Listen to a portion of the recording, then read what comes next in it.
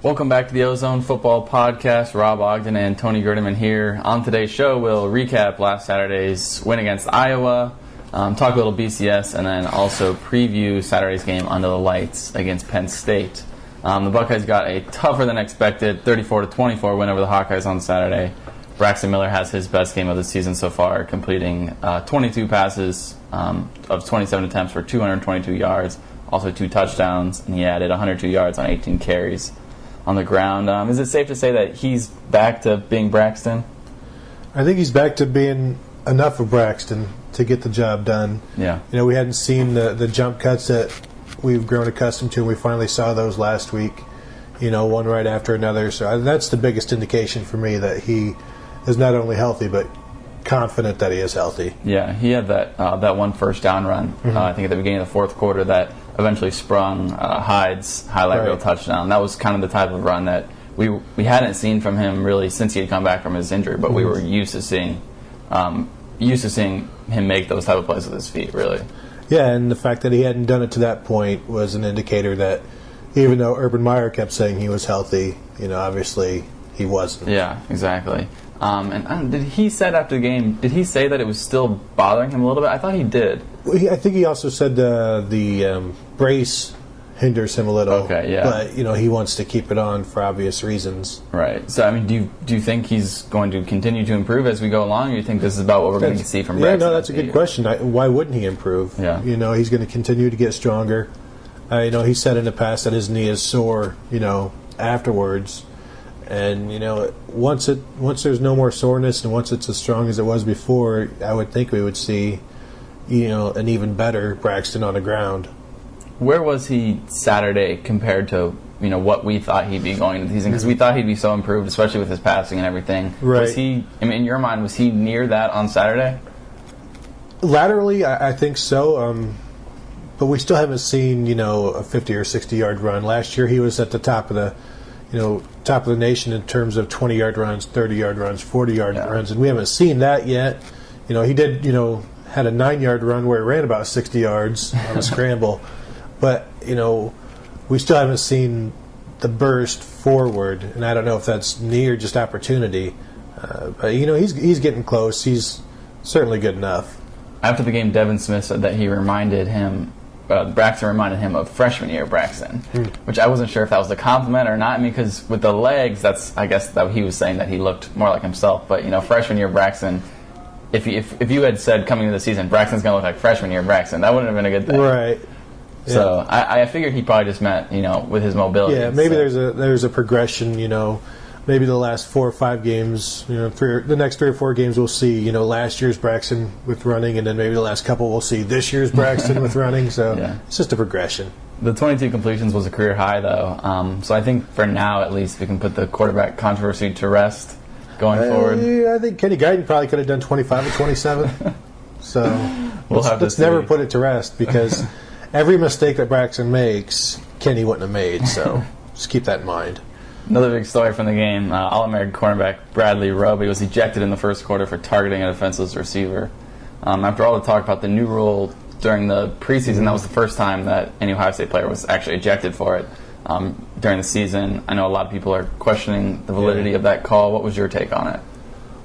Well, I think it's a matter of anatomy, you know, because Roby targeted below the shoulder, but his head is above his shoulders, and his head was above Fedorowicz's shoulders. Right. So, you know, once the two heads meet, and, you know, they say they're going to err on the side of caution, so I think that's what they did. I know, you know, you were expecting a flag when he got hit, weren't you?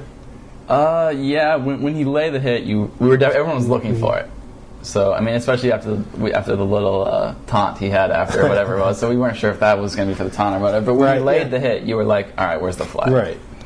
But I think we're just conditioned to, you know, any big hit. Now you're like, okay, where's the flag? Exactly. I mean, no one was surprised when the flag came out, even though even though everybody disagreed with it, at least all the fans. I don't think anyone were surprised that it came out. Right, no.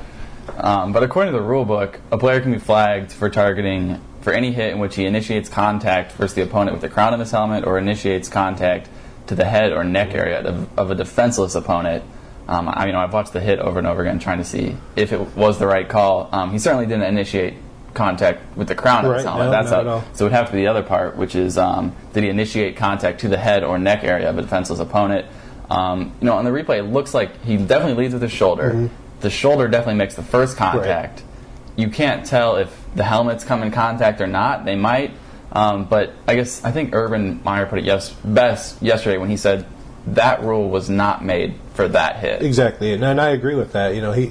Because he pointed out exactly what you pointed out, these two things that the rule is meant to, to address, and neither one of those things he felt were addressed with that hit, because that's not what the hit was. Right.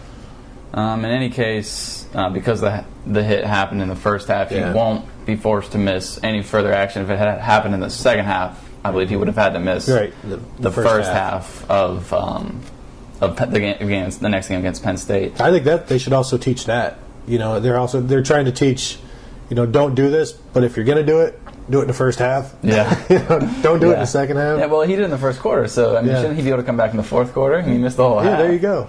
I don't know. But do you think does this make Roby any more tentative in the future? I think it makes them all more tentative. Yeah. But they're all still natural, football players who. Right.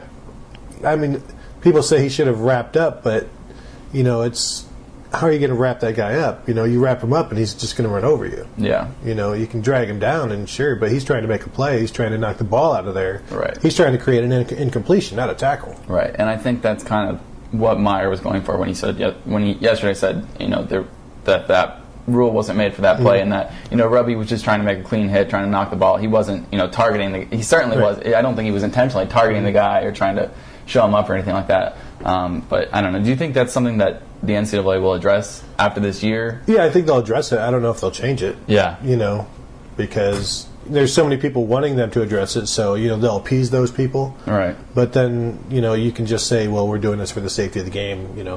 Why aren't you concerned about player safety? Yeah. I'm not sure. Do you know the numbers on that? Have there been how many have there been a bunch of those? I know there were 4 of them on Saturday alone. Yeah, I think that's one big reason why everybody's talking about it now is because of the ones. But I don't think there have been a bunch. Yeah. But when they come in bunches, that's when people start taking notice. I didn't see all 4 of them. I did see one other one. I can't remember which game that was in, but it was actually, I thought it was less egregious than the Roby hit actually. So there's definitely some controversy. Well, that's the other thing. You have the replay, which is supposed to make it definitive, and I don't know that it does that at all yet. Yeah. There's still confusion. There's still disagreement. Right. Yeah, that's the thing, because they did go back to the replay and they looked at it, so they saw what we saw, and they quickly made the decision. Yeah, it was real quick. So I don't know if that's a call on the field type of thing. If that just because they called it, they couldn't overturn it. If that's the same thing with that, or well, I think there's also a lot of do you want to protect not only the players but the refs, but the official who made the call? Yeah, you're trying to protect your brother in arms. Yeah. Any case, defense has to play the rest of the game without Roby. Already without Christian Bryant, they struggle a little bit. How big of a concern is the secondary going forward? It's a concern because it's been a concern all season. So there's some talent there, but why would you suddenly expect things to be fine? I think individually, the parts are good. Durain Grant is not a weak link. Right. But it only takes one weak link for everybody else to feel that pressure, because even Christian Bryant talked earlier in the season about how much pressure there is when there's a weak link or you're not at full strength. You're trying to do other people's jobs and your own, so then you can't do your own as well as you would like. Right. It seems like there might be a little bit of that going on right now. Corey Brown has had his second game. He's not quite the enforcer that Christian Bryant is back there, and it's clear that they're missing something, even with Brown being in there and being a senior and everything. Right. Well, and Urban Meyer talked about how they're missing Christian Bryant's emotional leadership. Right. And you see the last 2 games they've trailed at the half. Right. So it's taken them to get everybody reacquainted at the half to get on the same page. Where maybe Christian Bryant does that during the first half. Right. In the past. What about the D-line? Both Mike Vrabel and Mike Bennett said yesterday that they got the crap beaten out of them by Iowa. Bennett said they were lucky that they could learn from a win instead of having to learn from a loss. often happens. Are you concerned at all about that group going forward after the way they were kind of shoved off the line against Iowa? No, no, because it's been one of the better parts of this defense. It's been the most consistent defense. I think they just, they got pushed around with Iowa's zone blocking, and like I think Michael Bennett said, they weren't going upfield; they were just going for the ride. They're following Iowa down the line rather than getting upfield. And once they stopped doing that, then they started to stop the run. I'm not sure how much was. I'm still not sure how much was Ohio State's defense in the second half versus Ohio State's offense, because the Buckeyes had the ball the entire time. Yeah. So was it that the Ohio State defense shut down Iowa, or did Iowa just not have the ball at all? Yeah. The defense ended up being bailed out by Miller and Hyde. Specifically, Hyde rushed for 148 yards on 24 carries. He had the 2 scores, which were the first 2 rushing touchdowns against Iowa all season. He was the first player to rush for 100 yards. I guess Miller and Hyde both rushed for 100 yards, but they were the first 2 to do that against Iowa this year. I mean, what else is there to say about Hyde? I mean, he continues to get the job done no matter what. Yeah, and I was reading in the notes, and I didn't even realize he hasn't been stopped behind the line of scrimmage yet this year. So, every time you get, I don't even know if he's had he's probably had a couple of no gains, but he's always getting something. And, that puts the quarterback in a much better position. They can do whatever they want on second down when he's carrying on first. I mean, when he gets rolling like this is sort of what we saw in the second half last year, where he just carried the team. Then you've got Miller as a complement. Yeah. And when Braxton Miller is your complementary player, your offense is pretty good. Oh, yeah. And he seems to get stronger as the game goes on, too. I mean, if you look at him, even that run in the fourth quarter yesterday, he seems like he just will not go down. He said last week that his mentality is that it's going to take the whole defense to tackle him. And that's what it is, I mean, he doesn't go down, especially as the game wears on. Yeah, and we saw like against Northwestern when he needed to come out a couple times to get some air, but that didn't really happen against Iowa, So he's getting stronger and he's getting in better shape, and I mean that's bad news for the Big Ten. If he had played a full season, is he a Heisman candidate? Yeah, I think so, because he would be Ohio State's Heisman candidate. Right. So and Ohio State's in number 4 in the BCS, so. He's going to be up there, especially if he's playing like this. Yeah. And why wouldn't he, given, that it's not like Ohio State's schedule has been any more difficult when he was out. Right. He would have been putting up some major yards, Oh, yeah. And they said they would get Dontre Wilson more involved. They did. He only got the 4 touches, but he seemed to be much bigger part of the game plan than he had been in the past. Getting involved in some of that play action and used as a decoy a little bit to spring Philly on that 1 touchdown run a couple other times as well. Your thoughts about how they used him, and if maybe that's what they'll continue to do going forward? Yeah, I liked it because they talked about you can't just give him the ball every time he's in there, and what they did, he was a decoy a couple of times, but he was also an option for Miller, not the only option. Right, so that's true. When they'd send him out into the flats, in motion, things of that nature, that's one of Miller's reads. It wasn't his only read. Yeah. So they made him a part of the offense in that way. And it clearly it opened it up because, Philly Brown wouldn't have that 58-yard touchdown without that fake to Wilson. Right. So, yeah, I think that definitely it works. So why would you go away from it moving forward? We talked last week. I asked you who would get more carries. It ended up being 3-2, Dontre Wilson. And that's kind of what I see going forward. I mean, it kind of sucks for Hall, but, I mean, the way Hyde's running, you're not going to take the ball out of his hands. Actually, I was even surprised to see when Hall did get a couple carries. It was later in the game, but the game was kind of still in the balance. I was actually surprised to see Hall getting those carries at that time. Yeah, because you're just so accustomed to seeing 34 back there, and when it's somebody else that stands out. We don't even see Rod Smith. No. And so I think Ohio State has like 7 different guys who have a 20-yard run, but when Carlos Hyde is as effective as he is, how can you go away from him? It's funny, too, because, there might not be a team in the country with a deeper backfield than Ohio State, but they really only use one of them. They only need to. I think, we were saying that during the game, too bad they can't trade. If they could trade some of their running backs, they could get some good pieces for that. No kidding, But when you take him out, you're missing something. Yeah. So when you're giving somebody else a carry, you're taking one from Hyde, and that's not smart. Yeah, I could even see less of Hall and the other guys going forward if Hyde continues to run the way he's running right now, Mm-hmm. Especially if they're going to continue with the short passing game, because those are essentially runs, out wide. Yeah. And we talked also last week about the need for Ohio State to start making statement wins. They didn't really do that Saturday, kind of the opposite. But Alabama did, Florida State did, and that's reflected in the first BCS poll that came out on Sunday. The Buckeyes coming out fourth behind Alabama, Florida State, and Oregon. And at this point, they're clearly going to need some help to get into a national title game, even if they go undefeated. Yeah, I don't think there's enough style points out there for Ohio State to jump two teams with the same record. So, maybe at this point, style points don't even matter anymore because what good would they be? Yeah, that's true. Maybe lipstick on a pig type of thing. Yeah, that's true. But what was this? The Alabama beat Arkansas, like 63-0? Yeah, something like that. Arkansas's not a good team, but it's still they could beat some of the teams that Ohio State's playing, and Ohio State's beating these teams by a touchdown, 2 touchdowns, whatever, and not 63. They're beating bad teams by as many as they should beat them by. Yeah, that's part of the making the statement. And then Florida State comes out and just destroys number 3 Clemson. I don't think anybody saw that one coming. But like you said, even if Ohio State beats Penn State 63-0, that'll certainly help. But I don't think they're going to pass any of these 3 teams without any of these teams losing. Especially you look at their schedule; it's the bottom 4 teams of the leaders division coming up, and then Michigan. Yeah. So you could beat those guys 50-0, and it's just that's the bad Big Ten teams that you're doing that to. So. They had, like Urban Meyer said, that people will see that win over Wisconsin is a better win than the score may indicate because he expects the Badgers to be much better and to show it.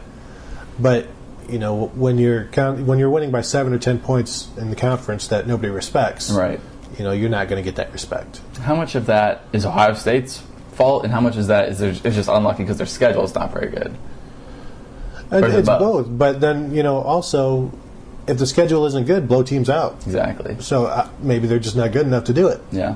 That's what Oregon's done so far. You can make the case that actually Ohio State's schedule to this point is tougher than what Oregon's played to this point. They played Tennessee and Virginia, but neither of those teams are very good. So I think Wisconsin's probably better than both those teams, but Oregon's beating everybody 63-0 or whatever, They're covering the spread. Exactly. And that's, Ohio State is struggling to, beat teams by 10 or double digits. So, going forward, even if Ohio State goes undefeated, then I think they got to start probably watching their back, too, because you got Missouri, who's undefeated right behind them. You got Miami, who's undefeated. Baylor. Miami and Missouri, for sure, if they go undefeated, would get in over an undefeated I think Ohio Baylor State. would, too, because we're talking style points. Yeah. And the schedules would be similar, but they're beating teams by, 65-28. That's true. And Ohio State's doing it 21-17. Baylor's in that same boat with Oregon where they don't have many quality wins. But they are beating. They played Buffalo. That's a common opponent, and they beat them. And they'll play Texas and Oklahoma. Right. So if they were to go undefeated, not that Texas or even Oklahoma is that great. But no, they're not. But like I said, their offense stands out, and that's half the battle. Right. So that's 7 or 6 teams that we named that would potentially leapfrog Ohio State if they went undefeated. Obviously, all those teams aren't going to go undefeated. Right. Half of them probably won't go undefeated. In fact, I don't know. Florida State's still got Miami, so that knocks out one of them. Yep. Let's see. Oregon's still got UCLA and Stanford have lost, but Oregon's still got both of them. Maybe one of them twice. Maybe UCLA twice. Right. Missouri and Alabama would have to. One of them would have to lose. So maybe at the end. 3 undefeated teams at the end that's only happened once. When we're talking like the non-Boise states of the world. Yeah. Does that happen maybe ones 2004 with Auburn, UCLA, and Oklahoma. Yeah. So that's probably not something that's going to happen, but it kind of is something they have to worry about at this point, I guess, or maybe it's not even worth worrying about because there's nothing they can do about it. I don't know. Well, yeah, I think that's what they, Urban Meyer talked to him about it and said, it's out there, but what can they do about it other than win each game? I think for the first time all season, an Ohio State player actually admitted that they needed style points, and that was Michael Bennett yesterday saying, we need to start kicking the crap out of people, I think is what he said. So, I guess it's kind of maybe on their mind now. I know Meyer had addressed the polls with them yesterday. I don't know if that was something he talked about. Or Well, do you think it would be better if he would tell them, we can't catch them with style points, so don't even worry about it. And that would be less pressure, I would think. All you have to do is just go out and win a game by 1 point every week. Right. And then, that's just, that's all we can do because you can't, you just can't catch them any other way than losing. It's a weird position for Ohio State to be in because this is probably the first time in the history of the BCS that Ohio State has ever needed help to get to a national championship game when going undefeated. Right. You know, I mean, even in 2007 they had one loss and they were the number one. They got into the championship game as the number one team in the country. Yeah, I don't think you never really thought about this being a possibility, especially imagine coming in with a 25-game winning streak. Yeah, you know. So, but you know, it tells you that scheduling matters. Yeah. You know, you could say, you know, hype this and hype that, but if you have a good schedule, it overcomes any type of hype. I think it's really just an indictment on the Big Ten. I mean, because I don't think Ohio State's disrespected in the national picture. I think people, you know, have respect for the Buckeyes as being a good team. Mm-hmm. People respect Urban Meyer as a coach, so I don't think it's like, you know, they're not like looked at like Louisville, but the Big Ten is. Yeah, and I think that's how it should be. Yeah. Because I mean, if you're trying to pit the best teams, you have to look at what they've gone through, and it's not much. Yeah. In the Big Ten. There's no doubt. So is that an objective Saturday? Blowing out Penn State? Well, what Bennett said, you know, they want to blow everybody out. Yeah. But, you know, they haven't. So, I mean, I think it's an objective, but I don't know if it's a reality. I mean, especially after Penn State put up that win over Michigan. I mean, that might, if Ohio State were to blow out Penn State, I'm talking beat them by 4 or 5 touchdowns. That might change perception a little bit. A little bit, yeah, I think it would. It would be, you know, because, you know, Penn State was on people's minds, you know, 2 weeks ago or last right. week. So, you know, it would definitely be good for that to happen because, you know, you got to start doing it sometime. Right. I mean, I don't think it's a big win over Penn State. They're not going to leapfrog any 3 teams in front of them, but it could keep them at that number 4 spot and keep them from getting leapfrogged by Missouri, Miami, and Baylor. Because if they struggled to beat Penn State and all those other teams go undefeated, they could be 7th next week in the BCS. Now you've got me thinking again. Yeah, they do need those style points because then you got the people behind them. Yeah. You know, so we'll see. I think the line on that game's 14.5 right now. Yeah, I think that's what it was. So they definitely have to beat that line. I mean, if Indiana can do it, Indiana did do it. You know. But this will be the 3rd consecutive week that Ohio State will be playing a team coming off a bye, which is kind of a weird wrinkle in the schedule. I'm sure there's some conspiracy theorists out there wondering about that one, especially since next week's opponent, Purdue, is on bye this week. So it'll be 4 straight weeks. It's still not as bad as Alabama a few years ago when they had 6 opponents coming off of a bye in the conference. So was that consecutive opponents? I don't know if it was consecutive, but, you know, 6 of 8, that's pretty good. So, but, you know, I think Penn State is 4-0 when leading at the half this year. Yeah.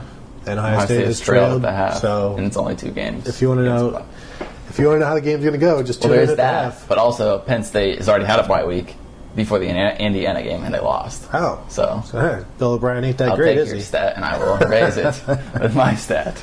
But it definitely seemed like both Northwestern and Iowa used that week to their advantage, especially Iowa, coming out with, you know, the 3 tight end set that they hadn't shown on film. I mean, so that's and Urban said yesterday, like, we're going to be prepared this time, but like, you had a whole week off before the Iowa game. Like, what did anybody can be prepared for what you've seen? Exactly. It's being prepared for what you haven't seen. So that's why. How are you prepared for that? That's exactly what I was thinking. But the good thing is that Penn State has shown the 3 tight end set, so you know they'll be caught up on that. Right, so they'll be ready for that. Maybe not the 4 tight end set. Right, exactly. That's what's next. Yeah. But Bill O'Brien is, you know, he's an offensive minded guy. So I mean, he's the offensive coordinator for the Patriots for a long time before taking the job with Penn State. So I mean, you never know what he can draw up in a time off. But how could they only score the 20 or 28 points they scored against Indiana after watching what the Hoosiers did to Michigan? Yeah. Because their defense against Michigan was horrific. It was horrific. And Penn State is a pretty good offense. Yeah. You know, I mean, they're only scoring like 30. They're a decent points. Offense. But I mean, they've got some pieces. Yeah, and they've got a good offensive mind. And how good do you have to be to score 40 points against Indiana? You don't. Yeah, that's the thing with Penn State. They're so up and down. Yeah. I mean, I think it has stuff to do with, you know, all the loss of scholarships and only not having as many scholarship players and everything. But they do have freshman quarterback Christian Hackenberg, who's been pretty good this season.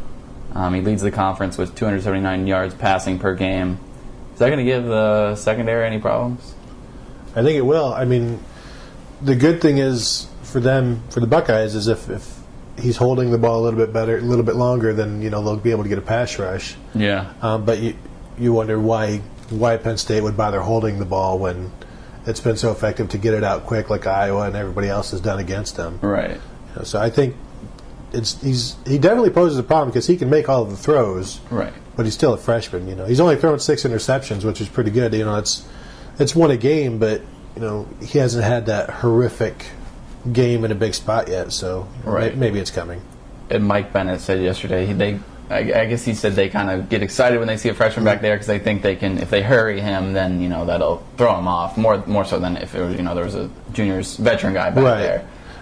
Yeah, a lot of times all you have to do is hurry him a couple times, right? And kind of rattle him, exactly. Especially when he's playing in Ohio Stadium, obviously a big atmosphere. I mean, they played Michigan, but that game was at home, so they're going on the road in the Big Ten. Is this their first Big Ten road game, or did they? Where was that? The Indiana game was on the road. Yeah, I think that was their only other Big Ten. That was the only other road game, and you saw what happened. Right. So I'm sure that the raucous crowd of Indiana prepared him for very similar crowds.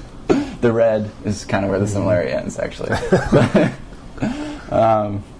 Penn State, they also have a pretty good rush defense, but at this point I'm like, who cares, Exactly. Carlos Hyde's we say this almost every week. Okay, Iowa's got a good rush defense, but it's almost just like a talking point. But does anybody really believe that Penn State's rushing defense is going to stop? Right. No. At this point, don't you just want to see Ohio State try to run it against Michigan State? Yeah. No. Honestly, yeah. Because Iowa, Penn State, none of these teams, they're not going to stop Ohio State's rushing attack. Michigan State maybe. Yeah. A team with a great defense, what I think Michigan State has, that'd be a good matchup. But I don't see. They may contain Ohio State for a half, but remember, this is a depleted roster. Right. So when Carlos Hyde is getting going in the second half, this is when Penn State's defense is starting to sag. Right. And so, he may have 60 yards rushing, through 3 quarters, but in that fourth quarter, he'll have another 60. Right. So, they'll, even if they're stout to begin with, you're going to wear them down. You wear everybody down. What does Ohio State's defense need to show in this game to make you more confident in them going forward than we are right now with what they've shown in the past two games? They haven't rushed the passer very well, the last few weeks because they were leading the Big Ten in sacks, a couple weeks ago, and Noah Spence has been non-existent. He was in coverage a lot last week, and I don't know that. Yeah. With so many tight ends, that's probably his assignment. But they need to get him more involved. They need to get back to hitting the quarterback, and they just haven't done that. And you got some teams that throw the ball with Indiana coming up, and obviously Penn State and Illinois. If you give the quarterback too much time, it's going to make everybody in the back seven look worse than they are. And I think Vrabel touched on this yesterday. He said that they need to get. For the the defensive line to operate at its best, it needs to get the offense in third and long situations, which means not giving up those easy 4 or 5 yard gains on first and second down like they did against Iowa, which put them in manageable third downs. Which then they were 7 for 9 on third downs in the first half against Ohio State. Iowa was because it was all 3rd and 2, 3rd and 3, whatever. But and that makes the defensive line ineffective. If you put them in third and long, then that kind of allows them to do their thing. Is what Vrabel was getting at yesterday, at least. Yeah. And every defense is more effective in that regard. But Ohio State's, they're so talented up front that all they need is that extra, split second to get there. Right. If they don't have that, then everybody is less effective. Yeah. Let's see. Anything else we want to add about the Penn State game? Who are you picking for the pick six? Oh, the pick six. Ooh, that's a good question. Maybe Roby with a vengeance. Urban Meyer did say he expects Roby to have a good game. He did, I know. And Roby already has, a couple of plays that he expects to pick off. So could be Roby. Could be Grant. He dropped that one against Iowa.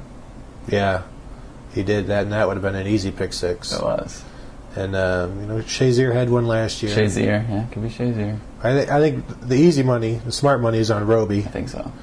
As far as a long shot, I don't know. Tyvis Powell, maybe for the first time, because he finally did something last week and we didn't even get to see it because we were in the elevator. He had the interception, And that elevator was taking forever. We could do a half-hour show on that elevator. Seriously, that was awful. But Roby, Meyer said yesterday, just to touch on this before we wrap this up, that he hasn't quite had the season that everybody expected. Maybe that was because he put the bar so high. Also, maybe because he just hasn't played quite up to that level. I don't know. What's your take on him going forward? Is he still the guy that everyone thought, the All-American first-round pick, can't-miss corner that everybody thought he was? Well, the first-round pick, I still think he's going to turn in a terrific combine, so that would, that would move him right back up because he's going to be a 4-4 guy, and he's all of this. But he did have huge expectations. He's not living up to them, but it's not like he's suddenly bad. No, he's even definitely better than Armani Reeves at this point. Yeah, even against Wisconsin, he still had 8 tackles, an interception. So Meyer said he expects him to close very well, and I would as well, given the schedule. The real competition, I guess, would be what he does against Michigan and Jeremy Gallen and Devin Funchess and stuff like that, because the Ohio State cornerback history, it only takes one bad game for you to have this black mark. Sean Springs, Nate Clements. So, even Antoine Winfield had a bad game. Dustin Fox had a bad game. And so, he's going to have to make up for what he's lost, basically, in the fans' eyes. Yeah. He's still, especially with Bryant out, one of the more important pieces of that defense. Oh yeah. Well, look how bad look how lost they were without him. Yeah. So, and it's not that Armani Reeves is a terrible player or anything. He's just not ready to be that full-time starter. Yeah, right. So we'll see with Roby back. Probably you would think a more sound secondary than what we saw for most of the game against Iowa. But anything else you want to talk about Penn State before we wrap this up? No, other than how do you think Penn State will run the ball? Do you expect them to do? It's been fairly effective for them so far. I don't know. That was something Ohio State struggled with against Iowa. Just giving up those, like we talked about, giving up those 4 or 5 yards on first and second down, not getting the push off. But like Bennett said, that's something that he claimed that's something that they learned from that they're going to correct. So it'd be interesting to see if they actually do correct that. Because I think Zach Zwinek is a lot like Mark Weissman for obvious reasons. Yeah. Bill Belton, I don't think he can really break a tackle. But he got the helmet sticker, right? Yes, he was awarded a helmet sticker from ESPN.com on the 13th of October for his good effort. Okay, no, so it was last week. But I like Iowa's running game better. Yeah. But Penn State's passing game is better, so maybe their running game is better because of that. But Belton had a good game at the last time he was in Ohio Stadium, but that was as a Wildcat. Yeah. So I think they'll be okay. I think the Buckeyes will be okay. No, I do too.